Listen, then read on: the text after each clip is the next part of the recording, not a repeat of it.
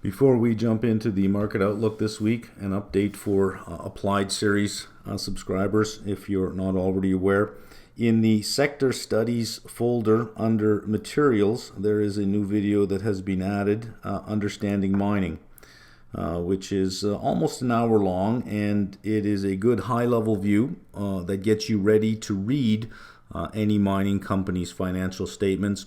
There will be a follow-up to this. I will be using Freeport in the bottom-up sector.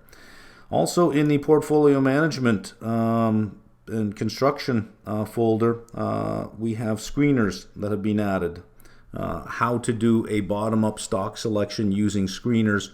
And this week for the screener, we're going to use 13-week momentum, and we're going to look for companies in different sectors that are displaying momentum, and we're going to size a portfolio for a maximum of 10 positions, and we're going to risk size them as opposed to dollar size them. So those two are up now. Let's head in. I usually start with looking at rates, which is the outcome of the week that we had, and then we go from there. But it's hard to really understand the outcome of the week we had without understanding the week we had. So we're going to start with what happened on Monday, Tuesday, Wednesday, and Thursday, and Friday. We had events all week long that really controlled the narrative of the market. Monday was the Senior Loan Officer Opinion Survey, which came out, I think, late in the afternoon on Monday. We'll just click on PDF here. And the first page, regarding loans to businesses, survey respondents reported on balance tighter standards and weaker demand for commercial and industrial loans to firms of all sizes over the second quarter. So you're hitting the trifecta there, right? Tighter standards, weaker demand, all sized firms. Banks reported tighter standards and weaker demand for all commercial real estate loan categories. No sunlight with businesses. Let's look to households. Banks reported lending standards tightened across all categories of residential real estate loans, especially for real estate loans other than government-sponsored enterprise eligible and government loans. In other words, these are non-conforming mortgages that cannot be sold to one of the GSEs. Meanwhile, demand weakened for all real estate loan categories. No sunlight there either. In addition, banks reported tighter standards and weaker demand for home equity lines of credit. Further, standards tightened for all consumer loan categories. Demand weakened for auto and other consumer loans, while it remained basically unchanged for credit card loans. The only little bit of sunlight in there is the demand for the use of the credit card. But standards tightened everywhere on everybody and every size firm, and demand weakened everywhere except credit cards. Now, it's a small survey. Less than 100, and there are some 3,000 financial institutions or 3,000 banks, lending institutions in the U.S. So keep in mind it is a small survey here. The next, this is interesting. The July survey indicated 2 sets of special questions which inquired about the current level of lending standards relative to the midpoint of the range, over which bank standards have varied since 2005, as well as questions about banks' expectations for changes in lending standards over the second half of 2023 and reasons for these changes. I think the second one is the more interesting question. Okay, so here we are at the end of the second quarter. Lending standards have tightened, demand has weakened, but what do we expect over the next half of the year? Maybe looser credit conditions? That would be supportive of growth. We'll find out here. In response to the first set, banks reported that on balance, levels of standards are currently on the tighter end of the range for all loan categories. For the next one, and no sunlight here either, outlook for the second half of 2023, banks reported expecting to further tighten standards on all loan categories. Banks most frequently cited a less favorable or more uncertain economic outlook and expected deterioration in collateral values and the credit quality of loans as reasons for expecting to tighten lending standards further over the remainder of 2023. And the PDF is long. It's 68 pages long because it goes into detail about every single question. But there's some nice charts that they present you. This is rather nice. This straight line was from April, right? You're going all the way back to 1991 here. Loans to large and middle market firms, loans to small firms. And you can see that they travel very close together. And you can see this is the percent. It says here, measures of supply and demand for commercial industrial loans by size of firm seeking the loan. Net percent of domestic respondents tightening standards for commercial industrial loans. This is 40%. You're a little over 40% at April, and it is increased. So from April over the second quarter, it has increased. Here again, net percent of domestic respondents increasing spreads of loans over banks' cost of funds, and both of them are increasing well over 60% here, pushing up to 70%. That percent of domestic respondents reporting stronger demand for commercial industrial loans. Below zero is weaker demand, and it's just starting to tick up from April. So if we're looking for some sunlight, I guess there is your sunlight there. So this came out Monday. Tuesday, we had Fitch. Fitch downgraded the United States long-term ratings to AA plus from AAA, a one-notch downgrading. Outlook stable. Fitch is one of the bigger rating agencies, but of the bigger rating agencies, the less important, I guess you would call it, or the less consequential of them. But still, it's still one of the bigger rating agencies, but not one of the serious big rating agencies in terms of its gravitas.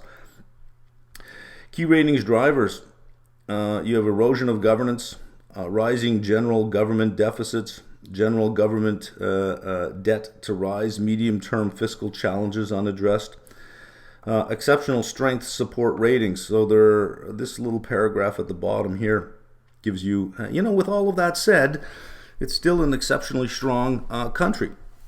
Let's see what they have to say. Erosion of governance. I don't think that anybody disagrees with this, the erosion of governance. In Fitch's view, there has been a steady deterioration in standards of governance over the last 20 years, including on fiscal and debt matters, notwithstanding the June bipartisan agreement to suspend the debt limit until January 25. The repeated debt limit political standoffs and last-minute resolutions have eroded confidence in fiscal management. Let's put a pin in that and come back to that comment. In addition, the government lacks a medium-term fiscal framework. Now, this I agree with. Unlike most peers, and has a complex budgeting process. These factors, along with several economic shocks as well as tax cuts and new spending initiatives, have contributed to successive debt increases over the last decade. Additionally, there has been only limited progress in tackling medium-term challenges relating to rising Social Security and Medicare costs due to an aging population. And that is true. That is an issue that has to be dealt with. But, like most things in government, they are not dealt with until they absolutely have to be dealt with. When we talk about an erosion of governance, I think we can all see it on both sides of the border. We have it here in Canada and in the US that our elected officials are parodies, are jokes. We just don't elect serious people anymore. We as voters have abdicated that responsibility, and we vote along party lines or we vote for popular people. And that's it. Sometimes we don't even care if the person we're electing is competent and able to do the job, just as long as it's not the other party's person.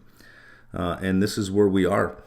So it is not surprising that we have idiots and jokers and people who otherwise probably couldn't get a minimum wage job are now, running, significant departments in the government. But let's talk about this political standoff, last-minute resolutions. And I said this before the debt, the solution or the agreement was reached in the summer, that why would the Republicans give up a minute of free advertising? There's probably a deal.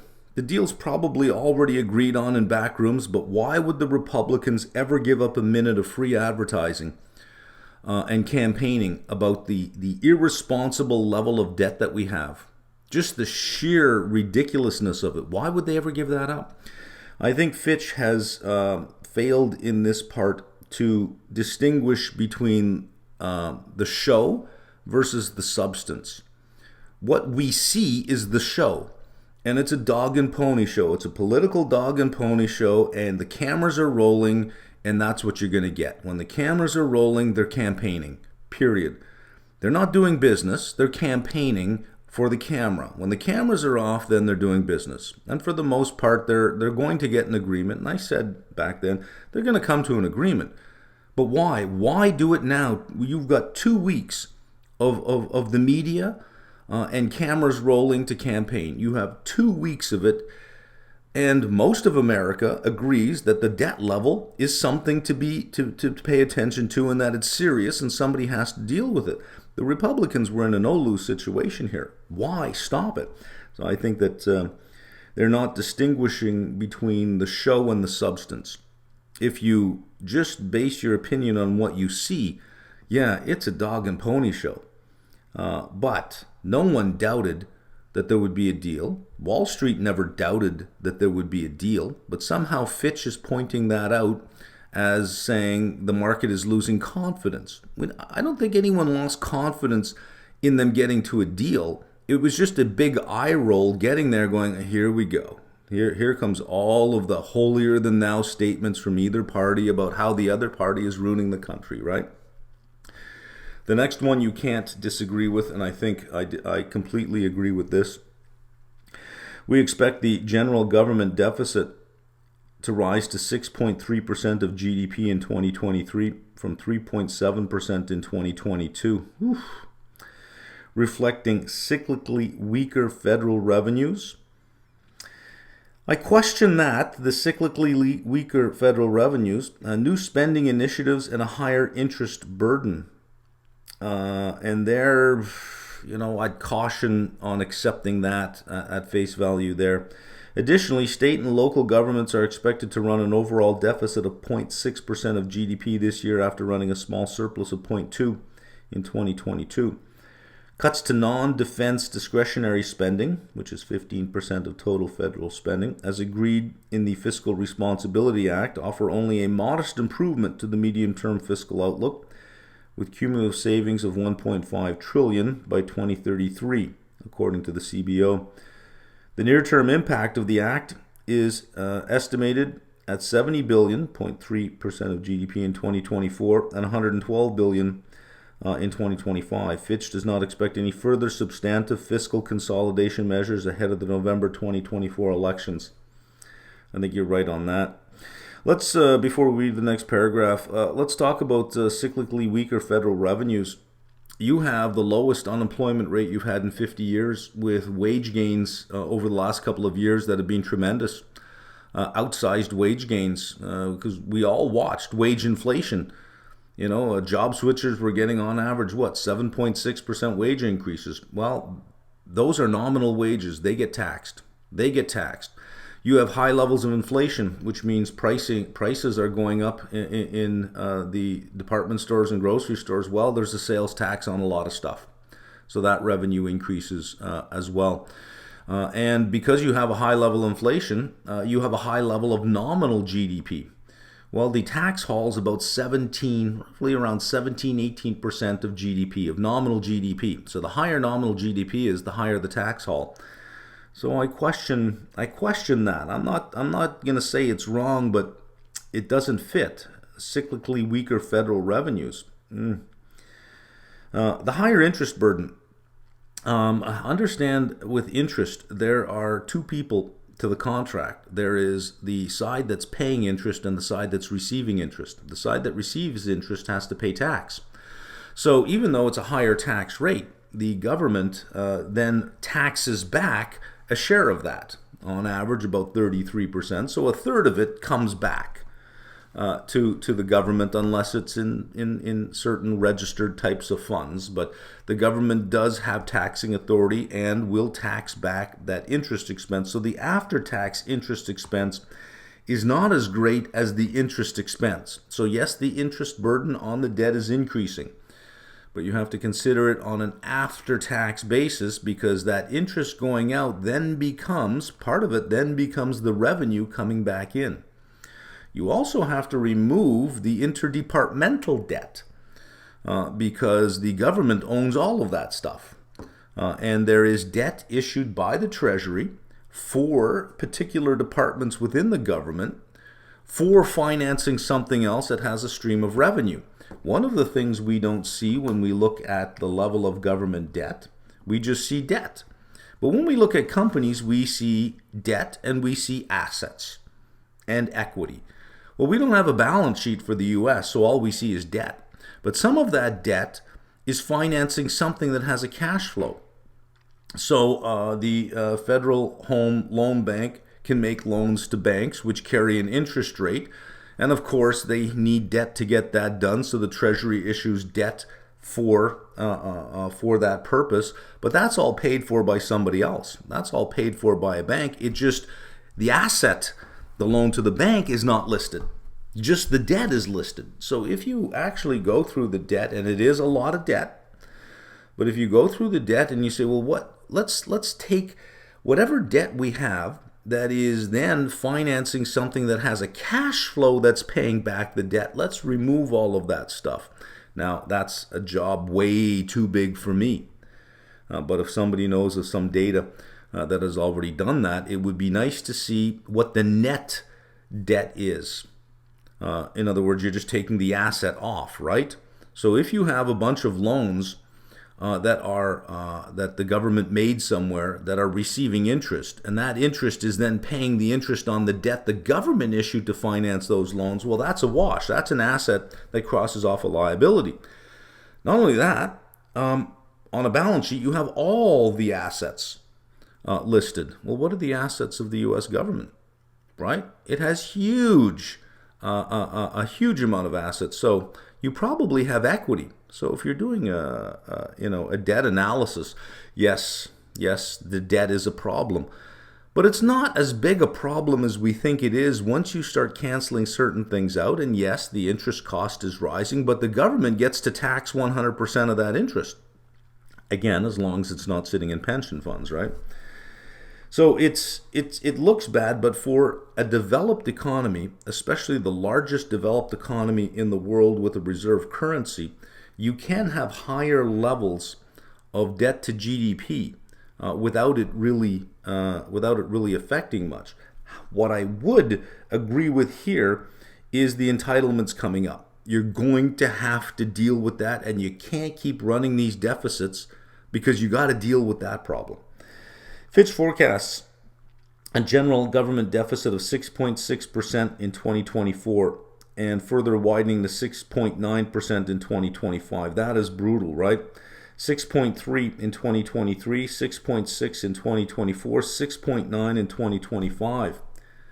Now, if you're running these 6.6% deficits, that's the G component of GDP. You'd expect that GDP would be 6.6% at a minimum. If you're spending 6.6% of GDP, you're creating that much GDP. But we don't actually see that. Large deficits will be driven by weak 2024 GDP growth, higher interest burden, and wider state and local government deficits of 1.2% of GDP in 24-25. The interest to revenue ratio is expected to reach 10% by 2025, compared to 2.8% for the AA median and 1% for the AAA median, due to the higher debt level as well as sustained higher interest rates compared with pre-pandemic levels. This is an issue that, with rates as elevated as they are, that over time, the moving average of the weighted average interest cost on government debt is going to increase, and it will start crowding out other government spending. So either you're going to keep increasing your deficit so you can keep spending everything that you want to spend, and you're just going to increase your deficit to pay for more and more of the interest expense, which is an unsustainable path, or it has to crowd out spending in other places. It has to force austerity. Which way do you think they're going to go? Force austerity or just increase the size of the deficit? I think we all agree that we don't have the proper management in place, the proper governance in place to say, hey, we should be a little bit more responsible. So I think I agree with them on deficits as far as the eye can see. Same in Canada, it's deficits as far as the eye can see. And in fact, deficit is a good word, it seems, when it comes to governments. They tend to use the budget, at least here in Canada. Trudeau has made an art of this, of using the budget as a campaign mechanism. He will release a budget before announcing an election saying, you get money, and you get money, and you get money, and we're going to take it from successful people. Everybody gets something, but only if we're reelected. This is our budget if we are reelected. So he uses taxpayer dollars for his campaign funds. And he's made a science of that more than any other prime minister, I think. General government debt to rise. Lower deficits and high nominal GDP growth reduced the debt to GDP ratio over the last 2 years from the pandemic high of 122.3% in 2020. That is total government debt to GDP, but keep in mind the Federal Reserve is holding, I think somewhere around, just in Treasury, somewhere around $5.5 billion of that. So you have to take that off, because it's the government that owes itself money. That's all it is. You have to really remove that. So it's not really 122, it's around 100%. However, at 112.9 this year, it is still well above the pre-pandemic 2019 level of 100.1. The general government debt to GDP ratio is projected to rise over the forecast period, reaching 118.4 by 2025. The debt ratio is over 2.5 times higher than the AAA median of 39.3% of GDP and AA median of 44.7% of GDP. Fitch's longer-term projections forecast additional debt to GDP rises, increasing the vulnerability of the U.S. fiscal position to future economic shocks. Well, it's hard to compare. What they're trying to do is compare in kind, right? So you're saying, well, look, here's what AAA is, 39.3% of GDP, and the U.S. is much higher than that. So clearly, they can't be of the same rating. And what they're failing to distinguish is a difference in degree. Is that among AAA, you can have a minimum level for AAA and say, well, these countries meet AAA. But that's a minimum. You could have a country with potential far above that. And if they're far above that, then they can have a much higher debt level. So this paragraph seems to focus on a difference, or at least trying to suggest that there's a difference in kind as opposed to a difference in degree. That's a little unfair. This I agree with. Medium-term fiscal challenges unaddressed. Over the next decade, higher interest rates and the rising debt stock will increase the interest service burden, while an aging population and rising healthcare costs will raise spending on the elderly, absent fiscal policy reforms. The CBO projects that interest costs will double by 2033 to 3.6% of GDP. Now, 2033, you're forecasting a long way out, suggesting that interest rates are going to be this high for the next 10 years. I got a bit of an issue with that. CBO also estimates a rise in mandatory spending on Medicare and Social Security by 1.5% of GDP over the same period. I agree with that. CBO projects that the Social Security Fund will be depleted by 2033, and the Hospital Insurance Trust Fund will be depleted by 2035 under current laws, posing additional challenges for the fiscal trajectory unless timely corrective measures are implemented. I agree with that as well, and that is well known. I don't think anybody is shocked by that information. Additionally, the 2017 tax cuts are set to expire in 2025, but there is likely to be political pressure to make these permanent, as has been the case in the past, resulting in higher deficit projections. This sort of just got ignored. Exceptional strengths support ratings. Several structural strengths underpin the United States ratings. These include its large, advanced, well-diversified, and high-income economy, supported by a dynamic business environment. Critically, the US dollar is the world's preeminent reserve currency, which gives the government extraordinary financing flexibility. And that sort of seems to have been sort of downplayed in one paragraph. Economy to slip into a recession. Everyone has changed their view about this. Even the Fed economists have relented and said, okay, I give. They cry uncle. Tighter credit conditions, weakening business investment. Did not see that in Q2 GDP, right? And a slowdown in consumption. We are seeing that. There's no doubt there. Tighter credit condition. I'll give them 2 of the 3. Will push the U.S. economy into a mild recession in the fourth quarter of 23 and the first quarter of 24, according to Fitch projections. The agency sees U.S. annual real GDP growth slowing to 1.2% this year, from 2.1% in 2022, and overall growth of just 0.5% in 2024. 1.2% this year. We've got 2 quarters of data now. First quarter was over 2%, second quarter is over 2%.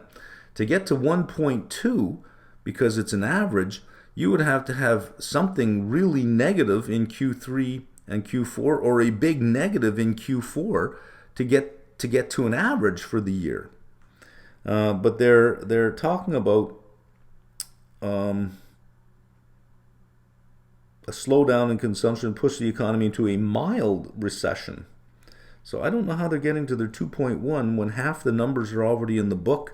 And mathematically, to get to that average, you're going to have, well, if you're at an average of 2.4 and you want to get to 1.2, you're going to have 0 growth in Q3 and Q4 just to get to your 1.2. I don't know. Job vacancies remain higher, and the labor participation rate is still lower than pre-pandemic levels, which could negatively affect medium-term potential growth. Fed tightening. Here they're predicting another rate hike. The Fed raised interest rates by 25 basis points in March, May, and July. Fitch expects one further hike to 5.5 to 5.75 by September. I don't think so. Right now, based on the data that we have, and accepting that there are lags, I think they're going to be on hold in September. I don't see a hike unless inflation reaccelerates, because you get 2 more CPI reports. We get one in the week coming up. We get CPI and PPI this week. You'll get another jobs report for September. For August, you get it in September. You'll get another CPI and PCE. Unless the inflation numbers start to reaccelerate, I don't see it. The resilience of the economy and the labor market are complicating the Fed's goal of bringing inflation towards its 2% target. Well, hang on a second. The resilience of the economy, we expect another rate hike. However, we expect the economy to slip into a mild recession with an average of 1.2% growth. But here you're saying the resilience of the economy and the labor market are complicating the Fed's goal. To me, it seems contradictory. Meanwhile, while headline inflation fell to 3% in June, core PCE inflation, the Fed's key price index, remains stubbornly high at 4.1% year over year. This will likely preclude cuts in the Federal Reserve rate until March 2024. I agree with that. Additionally, the Fed is continuing to reduce its holdings of mortgage-backed securities and U.S. Treasuries, which is further tightening financial conditions. That is true. But from a very high level. Let's be clear about that. From a very high level. Since January, these assets on the Fed balance sheet have fallen by over $500 billion. Again, from a very high level. And then we can skip ESG. Who cares about that? And there we are. There's Fitch. That came out on Tuesday. Then on Wednesday, we got hit with a Treasury rebalancing. The quarterly refunding statement.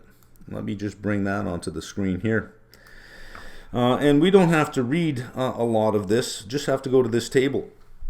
This is August, September, October. The 2-year all the way out to the 30-year plus floating rate notes. This is not T-bills. There's a whole bunch of information up here earlier on T-bills. But just these are billions. Add them up, 45 plus 48 plus 51 plus 42 plus 44 plus 46. Add all this up, it comes to a little over 800 billion. Add the T-bills in, you're about just a smidge over $1 trillion in issuance in the next 3 months. $1 trillion in issuance in the next 3 months. And then you still have 2 more months to the end of the year, November and December, for more issuance. So there's a lot of issuance coming. So Monday, we learned that banks are tightening conditions and there's a drop in demand for all loans. Tuesday, Fitch downgrades the U.S. Wednesday, the Treasury says, oh, we got a lot coming out. And ADP reported that there'd be this huge increase in jobs, which then sent the market into that final selling, moving it away from the euphoria it had for the last few weeks, saying, the economy is still too strong, the Fed's going to raise rates. Thursday's jobs data didn't help either. And then Friday, we got the jobs report, and it was like, there is some weakening going on. So you had a little bit of a relief, especially in the bond market. So what does this mean for bonds overall? Another argument I've heard for why bonds had a tough time was because the Bank of Japan had, we talked about this last week, had eased yield curve control on the 10-year. Will now step in and buy at 1% instead of 0.5. And I've listened to half a dozen analysts that I could find on YouTube that were talking about this, and all of them say, well, that's going to have an effect on global bond yields. Okay, how? They don't say how. And you go to the next one. Well, that's going to have an effect on global bond yields. Okay, how?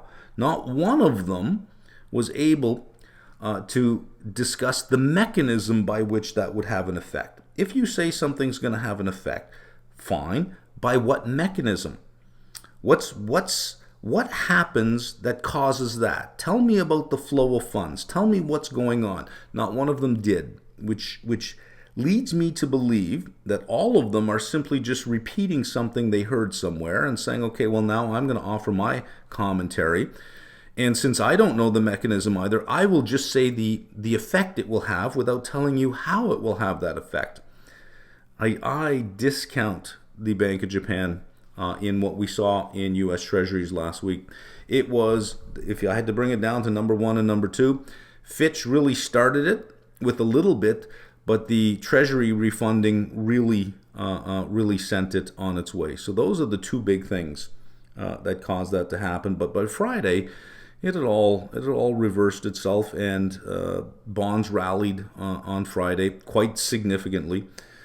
So we'll see in the week coming up whether this is something or whether this is nothing. Okay, with all that behind us, let's have a look at what happened to rates over the course of the week. Money market rates all rather well behaved. Capital market rates out to the 7-year well behaved. It was really the 10 to the 30 that saw yields increase. In fact, on Thursday, they were significantly higher than this and finally relaxed on Friday. Still have curve inversions, the 2 to the 10, 396 days, but the curve steepened 18 basis points.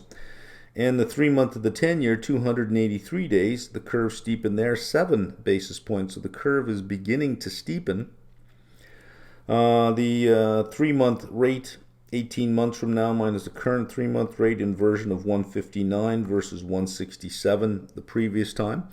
Or previous week. Balance sheet runoff continues, another 33 billion plus another 3.3 billion. If you look at the Fed balance sheet, it dropped 36 billion. The SOMA ran off 33.25, so there was a net runoff or a net decrease of 3.3 billion outside of the SOMA. SOMA is now sitting at 7.4595 trillion. Money market funds continuing to see inflows, another 29 billion. Retail up 17.5 billion, institutions up 11.5 billion. For retail, government up 10.5, prime 4.5, government for institutions, government up a little over 12 billion, and prime down 941 million. September 20th, FOMC meeting, 45 days away. The probability of 0 is at 87, up from 80 the week before. July minutes, 10 days, and this week, Thursday, we have July CPI and July PPI. We don't have much in earnings this week. 33 companies reporting earnings, so this seems to be the bigger risk event in terms of rates. Only one Fed speaker this week, Monday, Bowman. Going to the end of the year for December, more weight is on 0 moves between now and the end of the year, 66.2. Effective federal funds rate sitting at 5.33%. So if you take this and you look at where the effective federal funds rate was 3 months ago, 5.08. If you think we work with a 3-month lag, there's 25 basis points still to be felt, bringing it out to 12 months, which Powell made some reference to 12 months.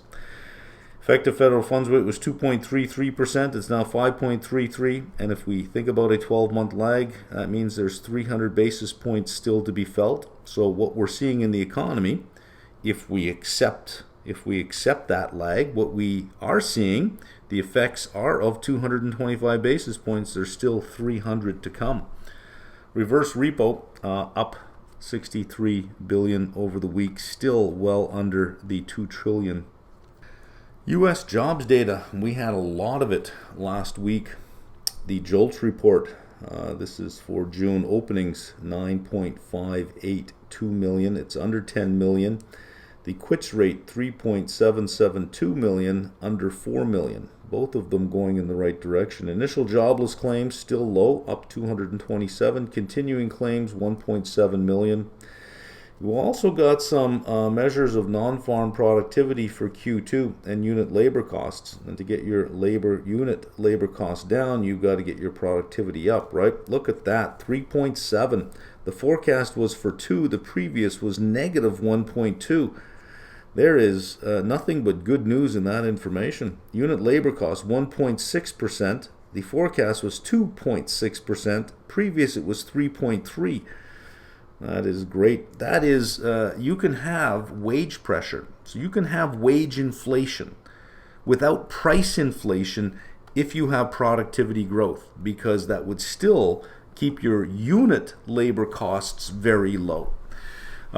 Nothing bad in this. This was actually very positive. Combined with this is showing that the labor market is getting some slack in there, and that wage inflation isn't necessarily going to lead to price inflation because you have productivity gains. The jobs data, let's look at the household. Up 268,000, participation rate unchanged at 62.6. The unemployed count dropped by 116,000. Unemployment rate now down to 3.5. For the distribution of where the jobs were, less than high school, a drop of 173,000. If you had high school, an increase of 125. Less than BA, increase of 140. BA, increase of 512. Full-time, this isn't good news on the jobs front, but not good news on the jobs front is good news on the rates front. Full-time equivalents, full-times dropped by 5.85. Part-time on a full-time equivalent basis up 972. Let's look at the establishment data, up 187. Goods producing up 18. Services up 154, and government up 15. Average weekly hours 34.3, a drop of 0.1. Average hourly earnings up 0.416 or 5.1% annualized.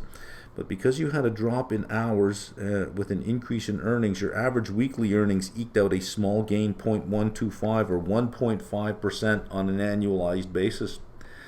Diffusion index, all industries, 57.2 versus 58.8. That is a drop. This is the intentions for hiring, or that's not intentions for hiring, sorry. The jobs growth within particular industries. Anything over 50 is showing growth. Anything under 50 is showing contraction. Manufacturing was 59.7 down to 53.5, so you're getting lower growth in all the industries and in manufacturing. Fewer hours worked, a heavier reliance on part-time employees. And if we look at temps, in May, there was a drop of 6.8 thousand. June, there was a drop of 20.2 thousand. July, a drop of 22.1. So the drops are increasing in size each month. Usually the temps are the first to go. You rely more on part-time work than you do on full-time because you're not sure if it's going to be permanent. You cut back the amount of hours per week. This is all consistent with a softening job market. And when you look at this over here, again, you can ignore average hourly earnings. You can ignore any, if you get productivity, you can ignore those kind of things when you have large wage gains, as long as it's combined with productivity increases. Overall, the jobs data does support a Fed on hold. Real yields from the 7-year out have all increased. We still have an inversion between the 5 and the 10, but not as much as we had the week before. Break-even rates, not much to talk about there. Looking at the Fed funds futures, still bottoming out in November at 4.41%. As opposed to 4.42. That's nothing, a drop of 1 basis point. December, 5.385 versus 5.4. We'll call that the same, basically unchanged. Going out to March, 5.22 from 5.28. There is a drop, enough to say that, well, that's something. So the Fed funds futures index is higher, implying a lower rate. And when you get out to June, there is some thinking that rates will be lower, 4.845 based on what we had last week. That is a drop of 13.5 basis points. It was 4.98 last week. And for 2024, negative 127 basis points. Still looking at 5 rate cuts over 2024 based on where SOFR happens to be. Let's look at TLT.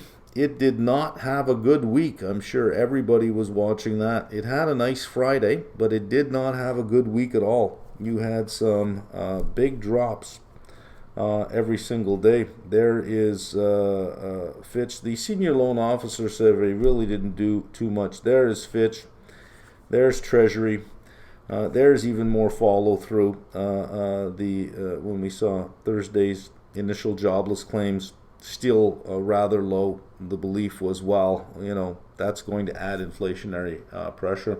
Later in the day, my 102 puts got assigned to me, which seemed odd because you could have just closed sold TLT and closed the 102 puts for more money than just assigning it to me. So I think a rookie assigned it because only the 102 puts got assigned and not all of them.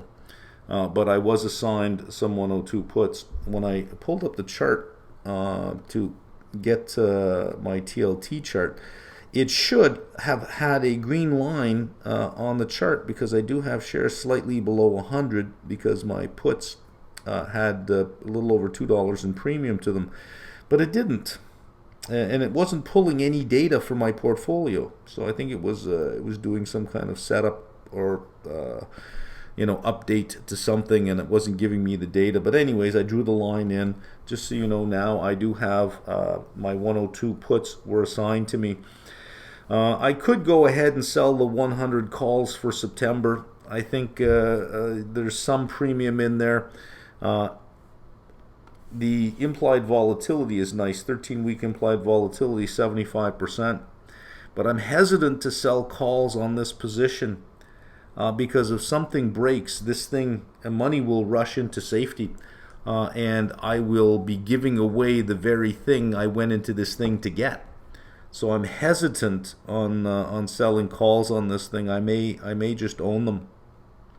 One thing I did do over the past week is I bought $500,000 of the 2048 August 11 bonds, 3% coupon. I got it at a 4.31% yield. These are 25-year bonds. 25-year bonds, because the average maturity in TLT is 25 years, so by buying the bonds I'm getting the same duration that TLT has without TLT being in the way, so I don't have a layer of management fees. I don't have the options that TLT offers in terms of what I can do for risk management, but I'm okay with that. I'm comfortable owning them at this point. And as I've said before, I am leaving Canada. I do have to move out of my positions because there is a well, I don't have to, I guess, but there's a deemed disposition law when I leave. I would like to have all accounts settled before the end of the year and then just move it into another manager. And moving it into U.S. T-bills and U.S. Treasuries makes the most sense because they will travel to the next manager rather easily. So it served my purpose. I had to move it into Treasuries anyways, and I was getting 4.31, and I'm unconcerned about this downgrade. I think once we start seeing that the Treasury auctions are well bid, the bid to cover ratio is in place, the demand is there, and everyone reads the Fitch report and says, yeah, but we knew all this stuff. And this is nothing new. We knew it before it came out. I think give it a couple of weeks, and I think TLT will probably, or not TLT, but the bond yields will look past this, and TLT will start to reflect that the rate hikes are probably in right now. That we're looking at sideways movement, higher for longer, and if something breaks, bond yields will drop. So other than this, I've done nothing. I was tempted to sell more puts on TLT, but because I have to square off my positions by the end of the year, I decided to go right into the long bond directly, as opposed to going into TLT. Mortgage rates did climb Thursday over Thursday, up 9 basis points, up to 6.9. The 10-year increased 19 basis points. The 30-year fixed rate mortgage up 9. So the spread decreased by 7. Didn't help the mortgage REITs. They went in the direction of rates. Agency down 4%, Annaly down 2.5%, ABR down 5%. Home builders, yeah, they pulled back this week. They had a great Friday though. Even as the market decided to head south on Friday, the home builders held up quite well. DHI up 1.44, down 1.44. Lennar down 1.73. Pulte is down. KB was flat. Toll Brothers Hovnanian down. XHB, ITB all down. Mortgage apps ending week July 28th down 3%. IYR, that makes sense. It should be down. And it is 2.06. It should be much lower than where it is. PLD is down and DLR is down. Hard to find a REIT that actually had a positive performance last week. A couple of reports last week from Trepp. Commercial mortgage backed security delinquencies rate tops 4% in July. And loan loss report, volume of loan losses increases in July. So you have delinquency rates and loan losses increasing. Let's go look at both those articles. For OAS, almost nothing going on here. Look at this. Just seems unconcerned. Some movement in high yield, 20 basis points, but 3.78 is really low. 3.98 is still low. 9.33 is low, but it is moving in the right direction in terms of high yield. Okay, this is Trepp.com, Trepp.com. You get there, click on research and insights, and they have a lot of really good information here, and you can filter it by whichever type of REIT that you would like to look at. Here's the loan loss report. Volume of loan losses increases in July 2023.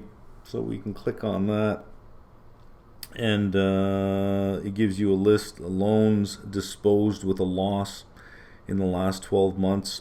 Going back to August of 2022, disposed loan count, and the loan amount, the losses incurred, and the loss severity. You can see the loss severity here. It is in July 23. It was 59.5, up from 35.12. This gives you loans disposed with a loss in the last 12 months, loans with greater than 2% loss severity.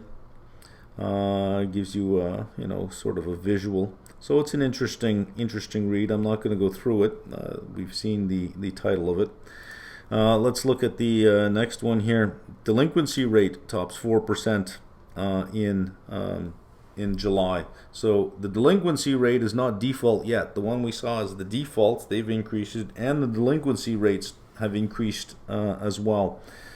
So it gives you, here we are, this blue line here, overall delinquency. You can see it climbing. And I will let you explore that on your own. The link is in the description box. And there's a whole bunch of really good information on this site. Neat little stories breaking down multifamily property operating expenses if you're interested in that kind of thing. An interesting headline I came across. We know the big three are in union talks now. Ford, Stellantis, Ford, Stellantis, and GM. And coming off a big victory for the Teamsters with UPS, the UAW is raising his hackles as well. Auto workers demand 40% raise as contract talks heat upward. They get the 40%. And they said, well, management saw their wages increase 40%. We want the same thing. And that's how they get to that point. And here's sort of my pushback on that. I have no problem with people making more money. I really don't. But I have problems with people making more money just because somebody else is making more money. Management is not interchangeable at all. There is management skill that is rare. They are not interchangeable. But you can take anybody off the street and put them on the line. They are interchangeable. So they are not rare.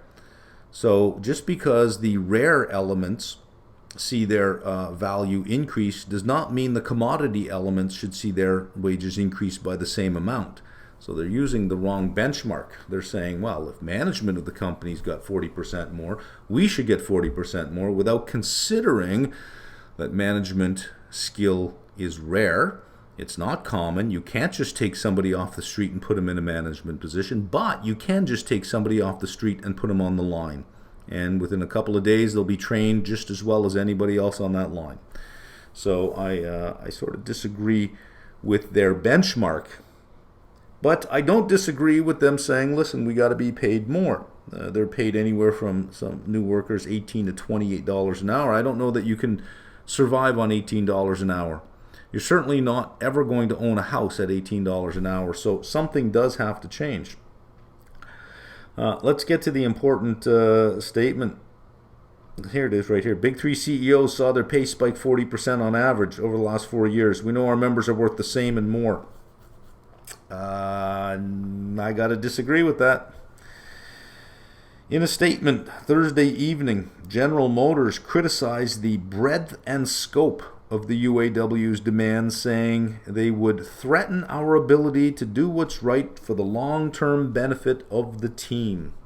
They can't say this is going to, hurt our shareholders, because, of course, that's fuel for the fire for the union. Off come the shoes and the pounding on the table starts. They have to say for our team, which is inclusive for everyone. And they do have a point. One of the contributors, if you go back to 2007, 2008, when the auto companies all had to go to Washington for a bailout, except Ford. Ford did not. One of the contributing conditions was the success of the union. It was to the point where you could not cut wages even if you wanted to. Even if it was the right thing for the survival of the company, you couldn't cut wages. I want you to look what they're asking for here in this paragraph here, and ask yourself, would you ever, as a company, even if there was a union, would you ever agree to this? This is basically saying you can never reduce your workforce. The union is also calling for a new working family protection program that would require automakers that close a factory to continue paying workers to do community service or other local jobs. You can never fire them. So what is this going to do if you're GM management or an auto company manager? You would say, well, I'm not going to hire anyone because I can never get rid of them. Let's explore automation. Because it's not as if you can hire somebody and say, well, okay, in 4 years, if it's not working out, we can reduce our head count. You have them for life. So now you are taking the present value of the lifetime wage of someone and comparing it with the cost of automation, not just a 4-year project, right? Automation will win. This is a surefire way to make sure that your numbers, if you're the union, that your numbers decrease over the years, or that more jobs get sent to places like Mexico over the years if you can never ever get rid of someone. Automakers that close a factory to continue paying workers. Come on, man. There's more. There's more in here that just doesn't make a lot of sense and is a little too much that they're asking for. But the opening statements are always really crazy like that, right? You never go into a negotiation asking for the 5 things you want. You never ever do that. You ask for the 10 things you want, knowing that 5 of them are things you don't want, but that you're willing to trade off against something. But you make it seem like these are absolute deal killers, and then when you can't find any way forward, you're willing to give up the things that you don't really care about to protect the things that you really do care about. So that could just be one of those statements saying, well, we know we're never going to get that. We know we're never going to get that kind of thing, but let's put it on the table. If we give it up, we're seen as moving towards an agreement. If we give up something that we never want. So it could be something that they don't want overall, but this is something that can't be agreed to. I said that I would be interested in GM if I saw it go back down to 34, 33, 32 because it's worked out so well. I'm going to wait. If I see it move down to 34, 33, I am going to do everything I can to avoid buying it because I want to see how this thing plays out first, because this CEO of the UAW is being described as a scrapper and that he is, there it is, the UAW's combative new president. So he's got something to prove. Combative new president has all but said that some or all of the union's auto workers will strike in mid-September if they don't make progress at the bargaining table with the automakers. And GM says, look, we simply can't do this. It would threaten our ability to survive is basically what they're saying. So they are a long ways away. And it is August 6th. Striking mid-September. It seems like a long time away, but it really isn't. The headlines will increase going forward because, of course, the head of the UAW will use public opinion as part of its weapon. So I'm probably going to hold off on buying GM if I see it drop below 35. I'm probably going to hold off until I get a little bit more clarity, or until I see that the union wants to drop some of the ridiculous things like, hey, if you close a factory, you still got to pay all of us. That has to go. I'm not going to do the S&P 500 chart this week. We'll just revisit something we haven't used for a while, Lipper Alpha site, this week in earnings. Let's look at this. This is share-weighted earnings since the beginning of earnings season. This is before earnings season began. The estimates you could see coming down, and then up they went. If we look at Table 1, earnings versus expectations, the surprise factor up 7.7%. Every sector is above zero with 422 reporting. It's not like there's only 15 reported, and here we are. 422 of the 503 really have reported. If you look at revenue surprise, up 1.7%. And you do have some declines here, materials, consumer staples, and utilities. We have 33 S&P companies reporting this week. Q2 23 year-over-year earnings, negative 4.2. If you take out the energy sector, positive 2%. And for revenues, up 0.2, and if you take out the energy sector, the growth is 4%. Let's go and look at their forward earnings. S&P's forward earnings on their spreadsheet this week, 228.70, up from last week, up strong from last week. Here we have 230.84 for a 19.5 times forward earnings. So you had earnings estimates increase, and you had the S&P pull back 2.4% over the week. So a lower price and a higher earnings gives you a lower numerator and a bigger denominator. So you'll get a lower multiple, 19.5. So that seems to be moving into the right direction, where we're perhaps going to come on a multiple where we say, well, at this price looks fairly good. Can't argue with the week. I'm a little disappointed. I had closed my short position last week because I just gave up. The market just went up on everything, on absolutely everything. It just kept going up. So I thought, well, that's enough of this. And then had I waited just one more week, just one more week, isn't that always the case? And I think somebody in the comments section last week said, now that I've covered my short position, they're going to add to their short position, so you're welcome. But I don't know that I like the idea of being a contrarian indicator. That's what Kramer is. And now I'm a Kramer, a contrarian indicator. I closed my beta and I kept my duration trade, and well, we all saw the weak duration had, so I got it up the ass 2 weeks in a row. Not pleasant. But overall, I don't know that we can throw too much shade on earnings. I haven't looked at the quality of earnings. I haven't gone through enough statements and compared the net income to the cash flow to see if the quality of earnings have improved or it's still deteriorating. But I'll scan headlines to see if somebody else has done the research on that. The jobs front is showing a market that is relenting a little bit. That wage pressure perhaps is relenting. We do have increased productivity and positive productivity, which means that wage inflation is just not as important as it would be if you had negative productivity. Then it's huge.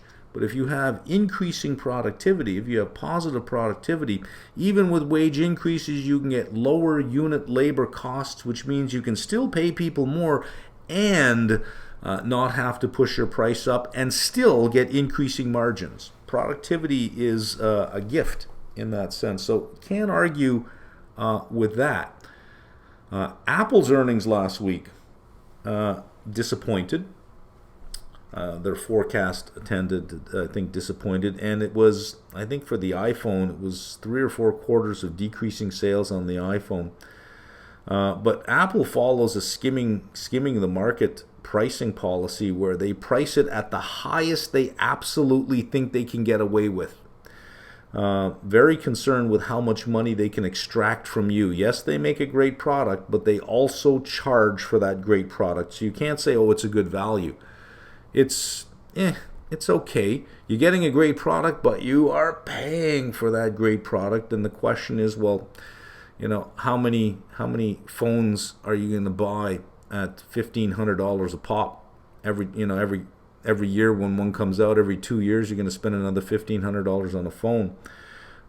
At some point, your phone can last you 4 or 5 years. So that sort of started the sentiment shifting from maybe the mania is gone, maybe the euphoria is gone. But I'm going to show you a chart in a little while of the number of mentions of AI on conference calls. And there was that discussion last week that maybe that euphoria is fading away and maybe that mania, and everyone's coming to the realization that, hang on a minute, where's growth going to come from? Something I've been talking about for 3 months and losing on seemed to be the conversation last week, which was really upsetting. NVIDIA, I think, will be the one to watch because NVIDIA started the whole AI mania, really. Yes, ChatGPT was already out there and we were talking about how amazing this is, but it really didn't hit earnings or stock market prices yet. But when NVIDIA came out and it said, oh my God, this is incredible, we're going to grow at 50% for how long, or was 100% earnings for how long, just because of this thing, that set the whole thing off. And then every company was saying, hey, we're doing generative AI as well. If NVIDIA misses, that market could get very ugly very quickly if NVIDIA misses. But if they hit again, if they have earnings and they hit again, that whole AI mania will come right back in. And I don't know if the pricing data we're getting suggests another Fed hike. And if that becomes the narrative, then I think we continue to go higher into the end of the year. Let's have a look at who's reporting earnings next week, and then we'll look at some interesting headlines. Okay, a couple of interesting ones, I think. On Monday, before the market opens, Tyson Foods, they got beat up over the last year and a half quite badly, but they have been hitting 13-week highs. So they are turning things around, and let's see what their guidance looks like. A couple of other interesting ones that I'm interested in for the end of the week. UPS, now that they have this new deal with the Teamsters, their guidance, I think, will be important. And you have Walt Disney on Wednesday. Their stock price has been under pressure for a while. We've all seen the headlines of the theme parks half empty or half full, depending on how you want to say it. So that'll be interesting to watch there. And then you've got a few during the course of the week, but I think we got to wait a while before we get NVIDIA. One of the predictions I had made about the earnings season for Q2 was that mentions of AI would be off the charts. So look at these two graphs I came across. S&P 500 analyst calls that have mentioned AI at least once. Look at the growth in that, right? 35% have mentioned AI at least once. Average number of AI mentions per S&P 500 analyst call, and there we go, pushing up towards an average of 4 per analyst call, and some 35% of companies mentioning AI, just getting on board. This is Doug Cass, hedge fund manager, who had called the rally early in the year and then switched his opinion to being short, and admits that he is wrong. He's getting crushed, but that he's not changing his mind. He's not changing his position. I like the quote that he gave. I read it and I thought, well, that's nice. You are never as smart as you think you are when you're making money, or as dumb as you think when losing. Because when I closed my position last week, I thought, it's not that I'm wrong. It's that I am so wrong. I was so wrong on it that, you think that, what am I doing? Like, really, to be that wrong, you start really getting down on yourself. So I read that. I thought, wow, good. Somebody's giving me some good advice here. You're not as dumb as you think you are when losing. Oh, this is a chart of Generac. Look at what happened. This was a 24% drop when they reported earnings for the past 5 days, down $38 or 25%. This is not the first time that they've disappointed. Revenues down 23%. The residential sector down 44%. Gross margins down 2.6%. EBITDA down 49.5%. Then they cut their guidance for the full year. They expect to see revenues down 10 to 12% versus down 6 to 10%. And gross margins are going to shrink some more. I don't know if you remember me talking about this company, but they sell backup power systems, among other things, but that's their big thing. And I had called them to order 2 for my house. I wanted 2 power walls for my house. No return call. I tried a couple of times, no return call. So I thought, well, I'll just leave a message. I'll send an email in, no return email. So I filled out the online form for questions. I did it twice because I didn't think that it submitted. Nothing. Absolutely nothing. No return call, no return email, no follow-up from the online sales template that you can fill out requesting information. Nothing. Absolutely nothing. Generac is a work-from-home company. Their sales force during the pandemic all went home and they all worked from home. And this is what you get. Work from home, I've said this many times, work from home is not a thing. You live at home, you work at work. When you live at home, work gets in the way of your home life. How can you explain almost a dozen attempts to contact this company? And I was an easy sale. Money in my hand, phone in my hand, calling saying, send me to, here's your money now.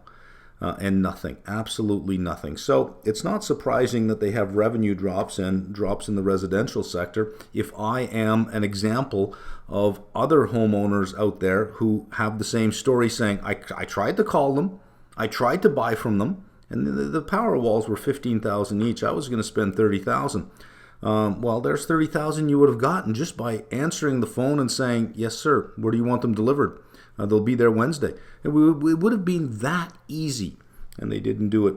So here they are. Work from home is not a thing. This statement here is not a reflection of the residential market. This is a reflection of a work from home sales team. You cannot blame the residential market for 100% of that. Maybe the residential market is weak. Maybe homeowners have to take out a home equity line of credit to buy one of these generator backups, and maybe you have something there, but to the extent of 44%, I don't think so. You have to look at your sales team and you have to say work from home is responsible for a good portion of our underperformance. With that being said, let's look at a paper on the next screen that was recently released by the NBER. And a new paper is on the NBER site from July 2023, looking at working from home, worker sorting and development, and its findings are consistent with other papers that have appeared in 2023. The most notable one was a Harvard study earlier in the year that looked at the productivity question of individuals working from home versus the office and found that productivity from work at home was much lower. And this paper's findings are consistent as well. A growing literature explores the impact of home-based versus office-based work. Differences in productivity may arise due to a treatment effect of the office or from workers with different abilities sorting into office or home work. We conduct an RCT, that's a randomized control trial, in the data entry sector in India that exogenously allocates workers to the home or office. We find that the productivity of workers randomly assigned to working from home is 18% lower than those in the office. The next sentence, I think, is quite powerful. 2/3 of the effect manifests itself from the first day of work, with the remainder due to quicker learning by office workers over time. Let's just have a look at their setup here, where they talk about here it is. In this paper, we aim to measure the productivity differences between home-based and office-based production, as well as the sources of these differences. To study this question, we set up a randomized control trial in the data entry sector in the city of Chennai, India. The Indian data entry sector provides an excellent setting to explore these hypotheses.